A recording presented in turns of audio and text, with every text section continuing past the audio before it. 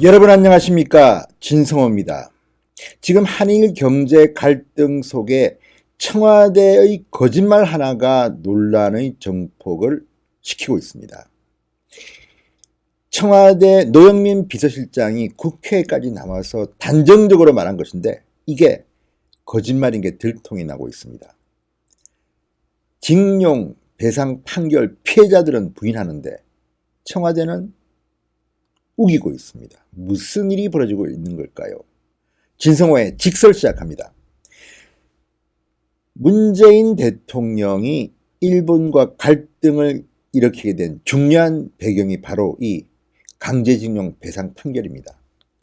그런데 놀라운 사실은 문재인 대통령이 지난 일본 오사카에서 열렸던 G20 회의에 참석하기 전에 1+1 방안을 제시한 바가 있습니다. 한국과 일본 기업의 기금 조성 방안입니다. 그리고 피해자 동의가 있었다고 했습니다. 그런데 이 문제를 놓고 노영민 비서실장이 금방 들통날 거짓말을 한 것 같습니다. 무슨 일이 있었던 걸까요? 자, 나경원 원내대표가 6일 국회 운영위원회에서 묻습니다. 1+1에 대해서 피해자 의사 미리 확인했었습니까? 노영민 비서실장, 저희들은 피해자들과 합의해도 될 수준의, 발표해도 될 수준의 합의가 있었다고 판단했습니다. 그 정도는 합의했습니다. 이렇게 분명히 답했습니다. 국회에서 한 답변입니다. 그렇지만 피해자 측 단체인 근로정신대 할머니와 함께하는 시민 모임은 그동안 정부와 협의가 없었다고 KBS에 밝혔습니다. 1+1 안은 어디까지나 정부 의견이며 동의하지 않는다고 되어 있습니다. 분명 노영민 실장은 거짓말을 한 셈입니다. 징용 피해 소송을 하는 변호사들도 마찬가지입니다. 자, 강제징용 소송 대리인인 임재성 변호사, KBS에 출연해서 이렇게 말합니다. 사전에 피해자들에게 그 안에 대한 동의 여부를 물은 사실이 없고요. 그거를 발표한 이후에도 개별적으로 그 안에 대한 동의 여부를 물은 사실이 없습니다. 자, 그렇다면 무슨 근거로 노영민은 이렇게 말하는 걸까요? 지난 5월 청와대 관계자가 한 차례 찾아온 적은 있답니다. 그렇지만 그것은 공식 협의가 아니었다고 말했습니다. 자, 이에 대해 청와대 측은 앞으로 어떤 답을 할지가 궁금합니다. 그렇지만 너무나도 분명하게 말했기 때문에 노영민 비서실장의 거짓말 의혹은 앞으로 큰 논란이 될 것 같습니다. 자, 노영민 비서실장의 답변을 좀 더 구체적으로 한번 들어가 보겠습니다. 자, 노영민 비서실장은 이렇게 말했습니다. 작년 대법원 강제징용 판결 이후 6개월 내지 8개월간 가장 심의를 기울인 부분이 바로 피해자들을 설득하는 것이었다.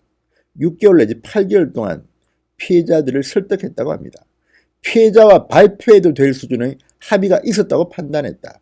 그 정도는 합의했다. 상당히 구체적인 답변입니다. 그런데 미쓰비시 중공업 강제징용 피해자 소송 대리인 최봉태 변호사, 중앙일보와 인터뷰에서 이렇게 말했습니다. 피해자 누구와 접촉했으며 정부의 1+1 안을 피해자들이 동의를 했다는 것인지 묻고 싶다. 자, 지금 중앙일보와 KBS에 각각 다른 변호사들이 노영민 비서실장의 이 발언을 부인하고 있습니다. 이런 사실이 없다는 겁니다. 있으면 밝혀라. 이렇게 말하고 있습니다. 어떻게 될까요? 또 하나, 이 1+1 안을 도출한 배경도 문제입니다. 자, 나경원 원내대표는 이렇게 말합니다. 강제징용 피해자 측 변호사가 노 실장의 해명을 전면으로 반박하고 있다. 대국민 거짓말을 한 셈이 된다. 적폐청산의 트라우마다. 이게 무슨 말이냐면요. 이것이야말로 피해자들을 두 번 피눈물 나게 하는 행위입니다. 그러니까 피해자들과 합의도 보지 않고 합의를 봤다. 6개월 내지 8개월 동안 가장 심의를 기울여서 피해자들을 설득했다고 노영민은 국회에 나와서 이야기합니다. 누가 이 설득 작업을 했는지, 왜 변호사들은 각기 이런 일이 없다고 부인하는지, 여기에 대해서 청와대는 밝혀야 됩니다. 원래 이 원 플러스 안 자체에 대해서도 논란은 있습니다. 문재인 대통령은 지금은 상당히 일본과 싸우겠다는 호전적인 자세를 보이고 있지만 이 당시만 해도 지난 6월 말 주요 20개국 G20 정상회의 당시만 해도 우리 정부는 이 문제를 빨리 덮고 넘어가고 싶었던 것 같습니다. 그래서 나왔던 말이 원 플러스 원 아닙니다. 한국과 일본의 기업들이 공동으로 조성한 기금으로 배상 문제를 해결하는 아닙니다. 물론 일본 정부는 단번에 거절했습니다. 상당히 급조된 느낌이 듭니다. 그런데도 노영민 비서실장은 6개월 내지 8개월 동안 심의를 기울여서 피해자들을 설득했다고 합니다. 자, 나경원 원내대표는 이 원 플러스 원 안도 비판합니다. 사실상 위안부 합의와 크게 다를 바 없다. 그토록 적폐로 몰아붙인 한일 갈등까지 무릅쓰고 파기했던 위안부 합의를 결국 벤치마킹해야 했던 이 정권이 얼마나 스스로 초조하고 창피했겠나. 그러니까 위안부 합의 때도 마찬가지지만 이번 이 강제징용 합의에도 문재인 정부는 이 위안부 합의와 비슷한 성격의 한국과 일본이 공동기금을 만들어서 피해자를 보상하는 안을 제의했던 것입니다. 원래 문재인 정부가 주장했던 건 뭡니까? 개별적으로 피해자를 보상해라는 거 아닙니까? 일본 기업들이. 그런데 이거에 대해서 문제가 있을 거라고 판단했는지 문재인 정부가 6월 말 G20 정상회의 때 내놓은 안이 바로 이 안입니다. 일본에게 거절당한 안입니다. 그런데 문제는 이 안도 문제인데 그 안을 만들 과정에 대해서 노영민 비서실장은 국회에 나와서 거짓말을 했다는 겁니다.